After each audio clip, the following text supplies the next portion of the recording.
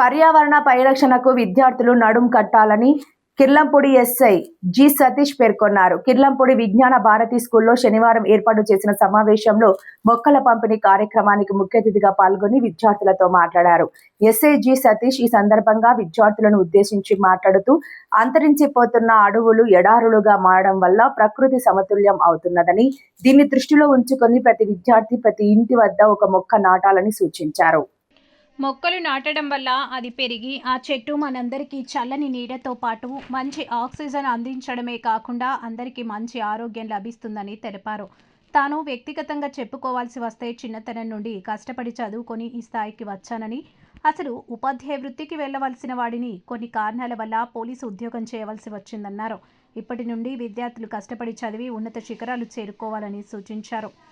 అనంతరం పాఠశాల ప్రధాన ఉపాధ్యాయుడు గాడి శ్రీనివాసరావు మాట్లాడుతూ విశాఖపట్నం పోర్టు వారి సహకారంతో పర్యావరణ పరిరక్షణ కోసం ఈ స్కూల్కి 500 సపోటా మొక్కలు పంపిణీ చేయడం జరిగిందని, ఈ సందర్భాన్ని పురస్కరించుకుని కార్యక్రమాన్ని ఏర్పాటు చేశామని, పాఠశాల ప్రతి విద్యార్థి తల్లిదండ్రులకు మొక్కలు పంపిణీ చేయడం జరుగుతుందని ప్రిన్సిపల్ గాడి శ్రీనివాసరావు తెలిపారు. ఈ కార్యక్రమంలో కిర్లంపూడి మండల బీజేపీ అధ్యక్షుడు శరకనం రాజాబాబు, పెంటకోట సత్యనారాయణ, తోట ఆశాజ్యోతి, దాడి సూరిబాబు, మాస్టారు, పోలీస్ సిబ్బంది, విద్యార్థి తల్లిదండ్రులు, విద్యార్థులు, పాఠశాల ఉపాధ్యాయులు తదితరులు పాల్గొన్నారు.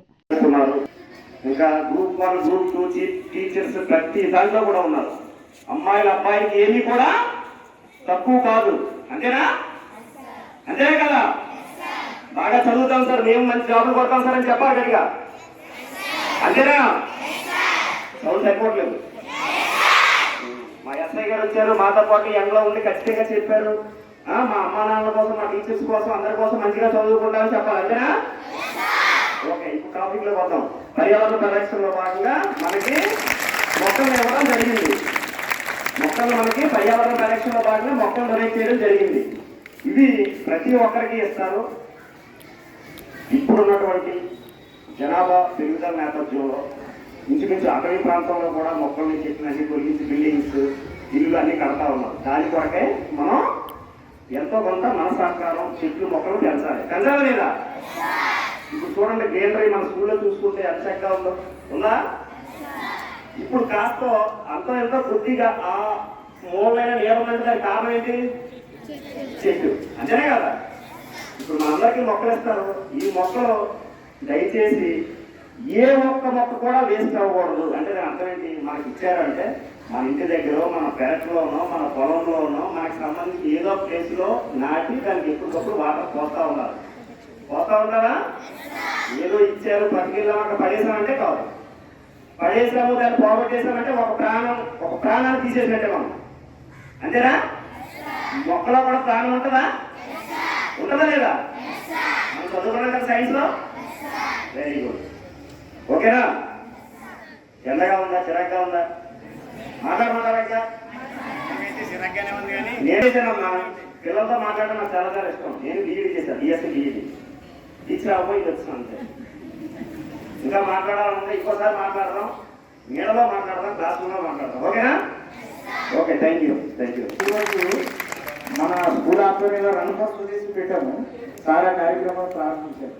రన్ ఫర్ స్టడీస్ మెయిన్ రోడ్లో. అలాగే వారిని పోస్టింగ్ చీఫ్ గెస్ట్ ఇచ్చాం. వారి యొక్క బిజీ షెడ్యూల్ వల్ల రాలేకపోయారు. చాలా బాగా జరిగింది సార్. నోన్ యాక్టివిటీస్ కూడా చాలా హైలైట్ అయ్యాయి. సార్ టీచర్స్ కన్నా చాలా బాగా మాట్లాడారు. చాలా బాగా మాట్లాడారు.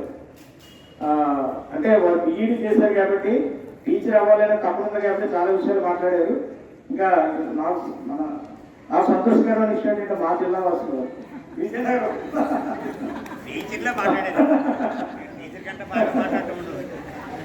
కన్నా బాగా